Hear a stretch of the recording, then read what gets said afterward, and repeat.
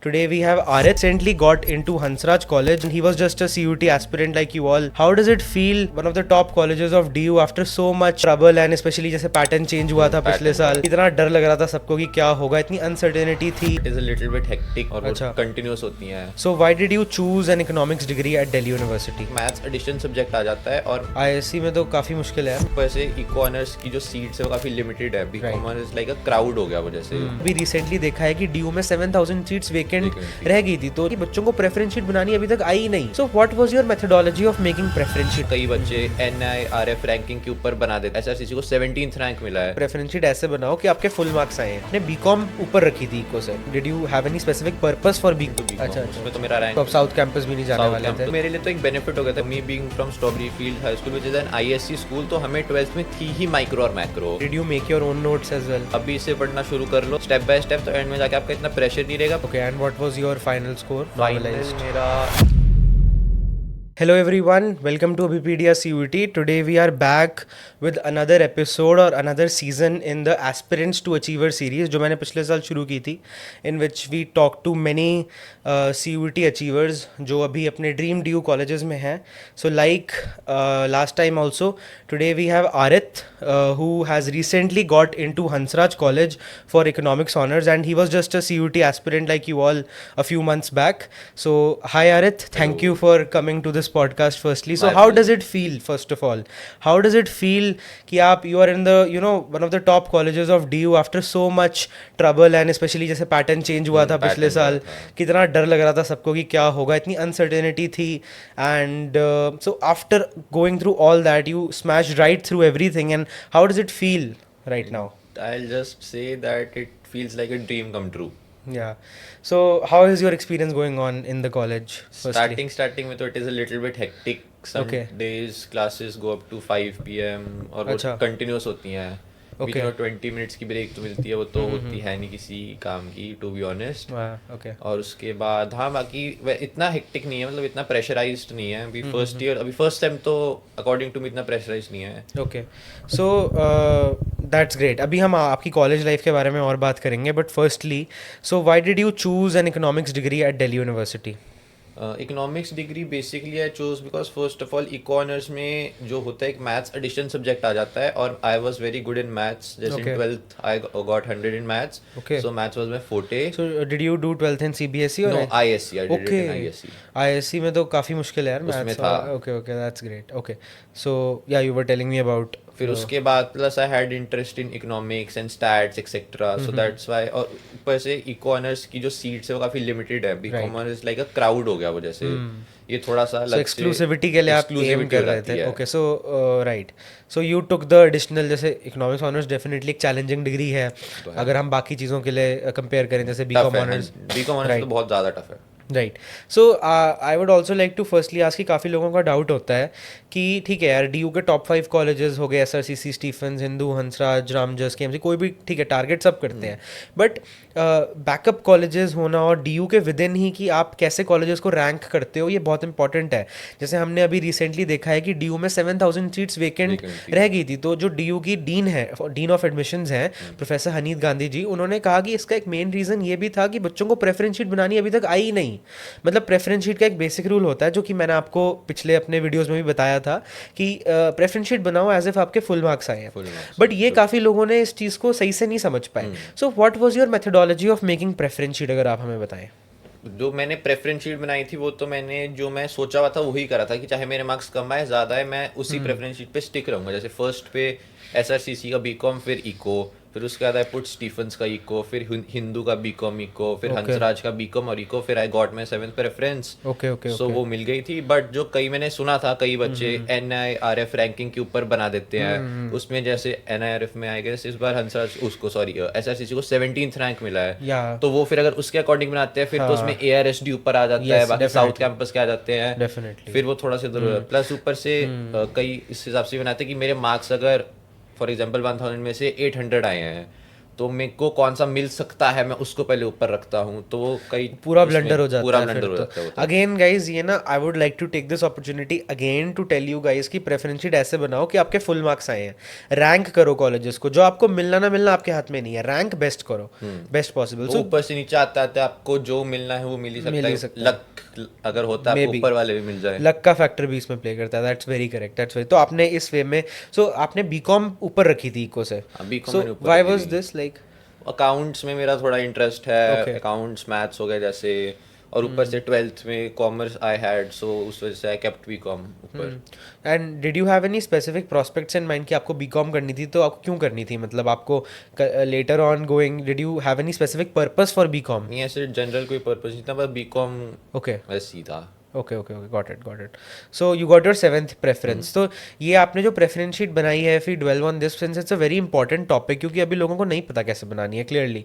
So if you have जो 2026 exam के लिए अटेम्प्ट दे रहे हैं, उनके लिए काफ़ी इंपॉर्टेंट है पहले से इस चीज़ को अपने माइंड में बहुत क्लियर रखना कि प्रेफरेंस शीट कैसे बनानी है। जो आपने प्रेफरेंस शीट बनाई, जितना मुझे समझ आ रहा है, you put you know both the courses of your preference college wise college wise आपने रखा। So I basically chose college over course. You chose college over, but also मुझे लगता है कि कॉलेज ओवर कोर्स या कोर्स ओवर कॉलेज भी एक काफ़ी ना सरफेस लेवल डिस्टिंक्शन है, इसके बियॉन्ड भी बहुत चीज़ें हैं। जैसे आपने कहा था कि यार करूंगा तो मैं बीकॉम या इको, सबसे पहले तो बंदे को अपना कोर्स फिक्सेट कर लेना चाहिए।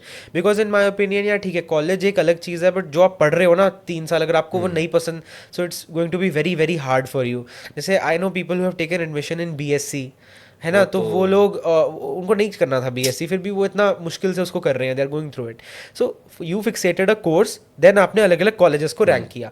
और कॉलेजेस को आपने किस बेसिस पे रैंक किया? जैसे आपने हिंदू को ओवर रखा हंसराज से, तो आपका क्या थॉट प्रोसेस था? क्योंकि ये काफ़ी ज़्यादा डाउट होता है कि हिंदू हंसराज बहुत कंपीटिंग इंस्टीट्यूशन वो है। वैसे तो इक्वली रखते हैं, पर हिंदू को मैं स्लाइटली एज दे दूंगा ताकि उनका जो करिकुलम है, ऊपर से जो उनकी NIRF रैंकिंग है पिछले 2-3 सालों से नंबर 1 पे आ रही है। Okay. हंसराज की इस साल 3rd है, ये पिछले साल 11th-12th थी जितनी थी, इस वजह से आई गेव लिटिल एज तो आपने टू हिंदू। जो डाउट में इंस्टीट्यूशंस थे उनको आपने NRF से कर दिया रैंक, ठीक है, ये भी एक काफ़ी अच्छी मेथडोलॉजी है। बाकी did you look at placement reports and everything? Placement मैंने देखी थी कि हिंदू की तो हंसराज से ज्यादा है, और हंसराज की थोड़ी सी, मतलब ज्यादा फर्क नहीं है, माइनर सा फर्क है। मतलब जितने भी टॉप 5 है नॉर्थ कैंपस के, उनकी प्लेसमेंट्स में मतलब ज्यादा फर्क नहीं है, माइनर सा फर्क है, ऊपर Right. नीचे इनका चलता रहता है थोड़ा। राइट राइट, कभी हिंदू की ज्यादा होती है, कभी हंसराज की, तो ग्रेट। तो आप जैसे now you gave CUT, so obviously CUT जैसे एग्जाम्स जैसे JEE है, नीट है, CUT है, NTA कंडक्ट कराती है, बहुत अनप्रेडिक्टेबल है, बहुत ज्यादा है ना? तो आपका बैकअप था कुछ? बैकअप था मेरा। SD में I had filled the form, मेरा था या तो आई गो टू DU और आई स्टडी इन SD, बस मेरे दो SD कॉलेज चंडीगढ़? यस। अच्छा, आपको बताना पड़ेगा यूजर्स को, अच्छा। Since most of them will SD not. College Chandigarh. So you took SD, और SD के अलावा आपके SD में यू हार्ड एडमिशन? SD में तो आई गॉट इनटू अच्छा, बीकॉम, अच्छा, उसमें तो मेरा रैंक 1 ही आया था। Okay okay. उसमें तो मेरी होगी थी, पर मेरा यही था either I go into north NC और SD college Chandigarh north campus. तो आप साउथ कैंपस भी नहीं जाने साउथ वाले थे? कैंपस का नहीं था। Okay okay okay, that's great. Okay, so as we know कि इस बार CUT में NTA ने बहुत सारे चेंजेस करे थे। अगर मैं कुछ चेंजेस बताऊं तो फर्स्ट ऑफ ऑल 10 क्वेश्चंस की आपकी जो चॉइस थी वो खत्म कर दी वो गई हटा दी थी थी, है ना? 50 questions you had to answer. On top of that आपने इकोनॉमिक्स में अपेयर किया होगा, तो इकोनॉमिक्स में इस बार इन्होंने इंडियन इकोनॉमिक डेवलपमेंट हटा हटा के के माइक्रो माइक्रो डाल दी थी। तो how did you cope with these changes? क्योंकि अब तो है कि कुछ और भी चेंजेस इस बार एक्सपेक्टेड है, हाँ जी। क्योंकि फर्दर थोड़ा एग्जाम को सिंप्लीफाई करें और थोड़ा इजी करें सबके लिए। तो कैसे आप चेंजेस से कोप किया आपने इस बार? कोप के लिए देखो, मेरे लिए तो एक बेनिफिट हो गया था, because me being from Strawberry Field High school which is an ISC school, तो हमें 12th में थी ही माइक्रो और मैक्रो। Okay. हमें इंडियन थी ही नहीं, तो अगर मैं पुराने सिलेबस के हिसाब से जाता तो I had to study Indian additional. Okay, अच्छा तो अच्छा। इस बार हमें माइक्रो थी, तो उसका मेरा तो इजीली हो गया था। पर जो 10 क्वेश्चन जिन्होंने वो 50 के 50 कंपलसरी कर दी थी, वो थोड़ा था, क्योंकि मैथ्स में 50 क्वेश्चंस हाँ, 1 आवर में करना बहुत टफ था। it's very difficult. उसमें मेरे हुए भी 40 ही थे, 10 तो मेरे छूट ही गए थे वैसे भी। अच्छा, but since it's so difficult तो आपका फिर भी परसेंटाइल मैथ्स में हाई ही बन मेरा गई होगी 99 पॉइंट था कुछ, 99.34, तो परसेंटाइल थी उसमें आराम से मैथ्स में। So how did you practice, like how much did you practice basically? जो ये एडिशनल 10 क्वेश्चंस का है, कितना आपने कितने मॉक्स दिए थे? एंड मॉक्स तो मैंने ऑनलाइन ले लिए थे, जैसे मिलते हैं कईयों के मिलते हैं, वो मैंने ले लिए थे। फिर उसके बाद मैं देता गया था, फिर जो जो क्वेश्चंस में डाउट था या जो था, वो मैंने 11th-12th के जो टीचर्स थे उनसे कंफर्म कर लिया था बस। Okay, but how many मॉक्स did you give? मॉक्स full मॉक्स की अगर मैं बात करूँ तो? फुल मॉक्स तो मैंने हर सब्जेक्ट, जैसे मेरा 2 अलग-अलग शिफ्ट में था। एक शिफ्ट में मेरे 3 थे, फिर I had 10 to 12 days break, फिर अगले शिफ्ट में मेरे 2 थे। ओके। तो जैसे फर्स्ट 3 पे थे तो पहले मैंने उन्हीं पे फोकस करा था, उनके मैं 20 से 30 मॉक्स मतलब एंड के 2-3 डेज़ में कर लिए थे मैंने। 20 to 30 मॉक्स यू गेव? ईच के अच्छा, हर सब्जेक्ट के? ईच के ओके ओके। 20 अप्रॉक्स लेके चलिए। 20 आपने और एक बार में दिए थे या फिर यू गेव इट सेपरेटली? नहीं, जैसे सेपरेट। पूरी शिफ्ट को रेप्लिकेट करने की आपने नहीं ट्राई नहीं, की? वो नहीं जैसे मैंने ट्राई अच्छा की अच्छा, थी। Okay okay okay. That's great, that's great. And इसके सिवाय जो आपका मटेरियल था, जैसे बहुत लोग बोलते हैं कि एनसीईआरटीज तो फर्स्टली आपको रेफर करनी, हाँ। तो व्हाट डिड यू रेफर? मैंने एनसीईआरटी कर ली थी, प्लस 1-2 ऑनलाइन बुक्स मैंने अमेज़न से मंगवा ली थी, प्लस एक जो हमारे काफ़ी अच्छे नोन है वो सीयूईटी की ट्यूशन ही देते हैं अकाउंट्स की, तो मैंने उनसे भी उनकी बुक ले ली थी, जो पिछले साल के सारे क्वेश्चंस थे अकाउंट्स के, उसमें वो कंबाइन था सारा। That's great, okay. तो बाकी इसके अलावा did you make your own notes as well? Own notes तो एज सच मैं नहीं बोलूँगा मैंने बनाए थे। इंग्लिश का मैंने वो ले ली थी, एक बुक थी, उसमें रूट वर्ड्स आपको काफ़ी अच्छे से समझ आते हैं अगर आप अभी से पढ़ना शुरू कर दो, तो टिल द टाइम सीयूईटी या सो 2026 वुड का। यू रेकमेंड, जैसे जो लोग जीएटी और इंग्लिश दे रहे हैं क्योंकि वो बोर्ड्स में नहीं आता, तो वो अभी से पढ़ना शुरू कर देना चाहिए? कोई नॉर्मल बुक पढ़ते हो उसके हिसाब से भी आप पढ़ सकते हो उसको, वो फिर वो समझ लो एक बार आप, फिर रूट वर्ड्स आपको सारा समझ आते हो, तो इंग्लिश का एग्जाम उससे काफ़ी ईजी हो तो जाता है। अभी से शुरू कर देना चाहिए still to prepare for GAT and English? GAT का तो मेरे को पता नहीं, मैंने दिया नहीं था। ओके ओके तो ओके। इंग्लिश का तो मैं बोल दूंगा कि अभी से थोड़ा थोड़ा करना शुरू कर दो, एंड में नहीं तो प्रेशर काफ़ी हो जाता राइट, है। Because English is in every course, her course की रिक्वायरमेंट प्लस है। उसका सिलेबस भी कोई स्पेसिफाइड नहीं है, बहुत वास्ट सिलेबस हो सकता है, तो उसमें तो आप पढ़ लो तो अभी से बेटर होएगा। करेक्ट करेक्ट, ठीक है। So since you were in ISC board, तो आपको एनसीईआरटीज में शिफ्ट मुश्किल नहीं लगा? क्योंकि बहुत सारे बच्चे जो आईएससी में होते हैं वो थोड़ा इशू आता है एनसीईआरटी पे शिफ्ट होने में। वो स्टार्टिंग में था, पर फिर जो टीचर्स थे मेरे ट्यूशंस के, उन्होंने काफ़ी हेल्प कर दी थी मेरे को कराने में, तो इसलिए मेरे को इतना ज़्यादा वो नहीं लगा था तो टफ। कितने महीने पहले approximately you started with NCERTs? NCERT मैंने बोर्ड्स के बाद ही शुरू करी थी टू बी ऑनेस्ट, फिर मैं पढ़ रहा था, एनसीईआरटी पढ़ रहा था। एनसीईआरटी सही। So you were underlining in the book in itself, आप बुक को एकदम से अच्छे से बेसिकली घोट के पी रहे थे बुक्स को यही आप, बात है ना, कि हाँ एनसीईआरटीज को। सो did you face any difficulty जैसे या सेम था?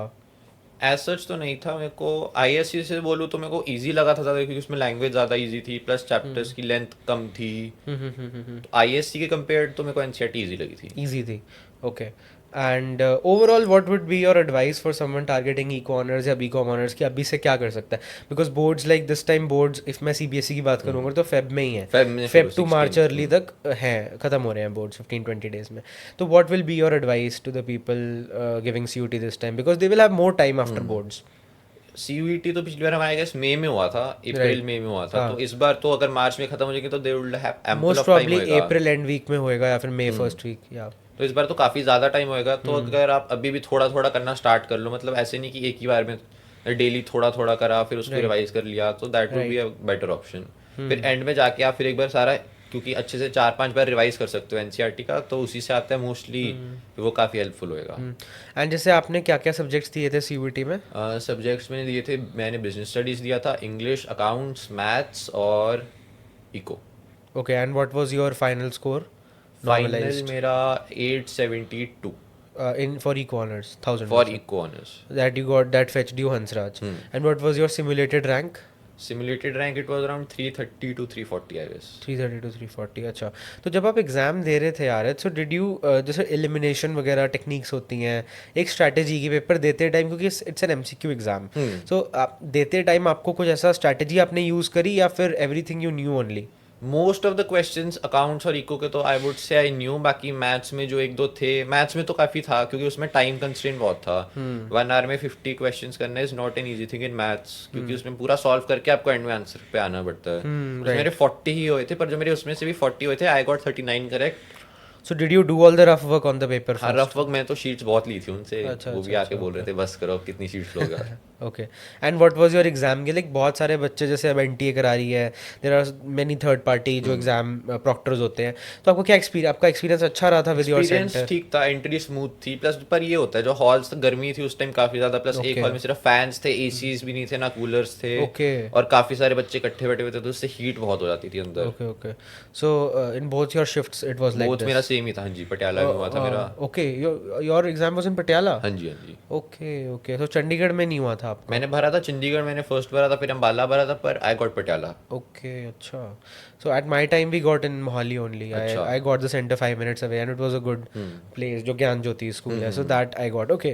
So इस बार काफ़ी ज़्यादा इसमें भी haphazardly रहा है because center आपको पटियाला में जाके लॉट हुआ था, so you had to travel. हाँ 1.5 hour का ट्रैवल था। Okay, that's correct. Okay, ठीक है. And इसके अलावा so you are in eco honors अब right now. So obviously people also think कि prospects क्या है आगे. जैसे DU की hype तो बहुत है, देखो DU की hype बहुत है कि भाई eco honors मिल जाए, BCom honors मिल जाए, even पॉल साइंस ऑनर्स जैसी डिग्रीज भी these are very good and considered very the cream जो कंसिडर होती है. So what are the prospects after eco honours from DU and आप क्या सोच रहे हो अभी, क्या आप आगे करोगे? अभी मेरे को जितना लगता है कि अभी जैसे सिंगल डिग्री तो अभी किसी काम की रही नहीं है अकॉर्डिंग टू मी. जैसे कोई साथ में कोई कोर्स कर लिया आपने, जैसे ACC हो गया, काफ़ी बच्चे CFA भी कर रहे हैं, तो अगर ये आप कर लेते हो तो आपको थोड़ी सी एडवांटेज मिल जाती है over others. So are you doing this on your own और फिर mentors guiding you in college also? How is the college experience? College तो ठीक है, अभी हमें मेंटर्स तो अलाउट हो ही नहीं है. वो कह रहे हैं एग्जाम्स के पहले अलाउट होंगे. इस बार एग्जाम्स भी इन्होंने काफ़ी लेट कर दिए, जैन में कर दिए जाके. अब okay, your sem end sems sem हाँ जी, वो अब इन्होंने जैन से शुरू करे हैं for first sem. Okay. So आपकी सोसाइटीज़ का प्रोसेस चल रहा होगा, you must be like applying to many societies. So how do you feel like कि हाउ इज़ योर कॉलेज और DU in general in terms of societies, how do you feel, what is that opinion? Societies wise तो DU काफ़ी अच्छा है. जैसे अगर यहाँ पे SD कॉलेज चंडीगढ़ में मेरे काफ़ी सारे फ्रेंड्स हैं, उनसे पूछो तो इनके यहाँ पे तो ना कोई क्लब्स है ना कोई कुछ है, इतनी इंटरेक्शन होती नहीं है, ना सोशलाइजिंग होती है, इनकी सिर्फ क्लासेस ही होती हैं. पर अगर आप DU में जाते हैं वहाँ का एटमोसफेयर टोटल चेंज होता है. वहाँ पे अलग अलग सोसाइटीज़ होती हैं, उनमें लोग कम्पीट करते हैं आने के लिए. जैसे सबसे पहले कई सोसाइटीज़ में आपको फॉर्म भरा जाता है, फिर आपको कईयों में GD होता है, ऑप्शनल होता है, फिर उसके बाद आपका पर्सनल इंटरव्यू होता है. तो ऐसा पूरा प्रोसेस होता है. तो फिर ये इट्स काफ़ी ऑलमोस्ट लाइक अ प्लेसमेंट ओनली कि आपको कहीं Placement जॉब ही मिल होती रही है. सो सॉर्ट ऑफ आप तैयार हो जाते हो, जो आपके थर्ड ईयर में प्रोसेस होगा आप उसके वो पर फर्स्ट मिल में जाएगा, आते एक्सपीरियंस कर आते लेते हो. एक्सपीरियंस कर लेते हो. Okay. So since Arita you move from a different city to Delhi, तो बहुत सारे बच्चे ना इसमें वो होते हैं कि काफ़ी इसमें they are afraid, they can't value the cost and benefits कि भाई मैं अगर मूव करूँगा DU में, I will move to Delhi, what are the costs और मुझे क्या उतने बेनिफिट्स मिल पाएंगे. So would you say it's worth it for someone to move to Delhi if they get a good college? I would say definitely yes, क्योंकि जो experience आपको DU में मिलता है, जैसे डिफरेंट डिफरेंट प्लेसेस से लोग आते हैं, प्लस जितनी आपकी सोशलाइजिंग होती है सोसाइटीज़ में, प्लस जितने भी इवेंट्स होते हैं वो सारे, वो आपको एक अलग लेवल का एक्सपीरियंस देते हैं जो आपको आगे बहुत बेनिफिट देगा according to me. So if you moved from Chandigarh, so it Yes. was worth it according to you. Yes, I would And what is the definitely life around campus like? कि how did you feel? How did you like the campus area and accommodation का क्या रहता है? सारे expenses वगैरह how do you manage? Expenses तो हमारा जैसे वहाँ पे मॉडल टाउन में वहाँ पे पास में हमारा फ्लैट है, तो I usually stay there only. वो कैंप यूनिवर्सिटी से आई गेस 10 मिनट्स दूर है. बाकी जो यूनिवर्सिटी एरिया वो तो 24/7 ही आप कह लो हस्बस में रहता ही है. वहाँ पे ऐसे कभी शांति तो होती नहीं है. People travel here and there. Do you like that area vibe? वो अच्छा कमला area नगर आपको पसंद आ अच्छा रहा है? एरिया है. Okay, that's great. That's great. And you didn't choose a hostel? Hostel अभी तो इन्होंने बंद ही कर दिया था हंसराज का. Okay. अभी वो कह रहे हैं अभी 4-5 साल रेनोवेशन में चलेगा, तो 4-5 साल आई डोंट थिंक खुलेगा अभी है. अच्छा, okay. So hostel. Otherwise you would have taken hostel. Otherwise I would have taken. Okay. ठीक है. So you are enjoying the campus life. Yes. ठीक है Arit, thanks a lot for coming on this podcast and you Thank no you. talking to us about your CUT experience and any last advice or piece of basically advice you could give to the 2026 aspirants. तो 2026 वालों को मैं यही बोलूँगा कि अभी से पढ़ना शुरू कर लो थोड़ा थोड़ा. एंड में जाकर आपको बेनिफिट होएगा, क्योंकि मैंने स्टार्टिंग में इतना नहीं पढ़ा था तो एंड में काफ़ी ज़्यादा प्रेशर हो गया. तो अगर आप अभी से पढ़ने लग जाओगे धीरे धीरे स्टेप बाय स्टेप, तो एंड में जाके आपका इतना प्रेशर नहीं रहेगा. प्लस आप 2-3 बार NCERT भी आराम से रिवाइज कर लोगे तो आपके लिए वो बहुत सफिशिएंट होएगा. That's great. ठीक है Aarit, thanks a lot for Thank coming you, to the thank you. podcast and best of luck for your whole degree. Thank you.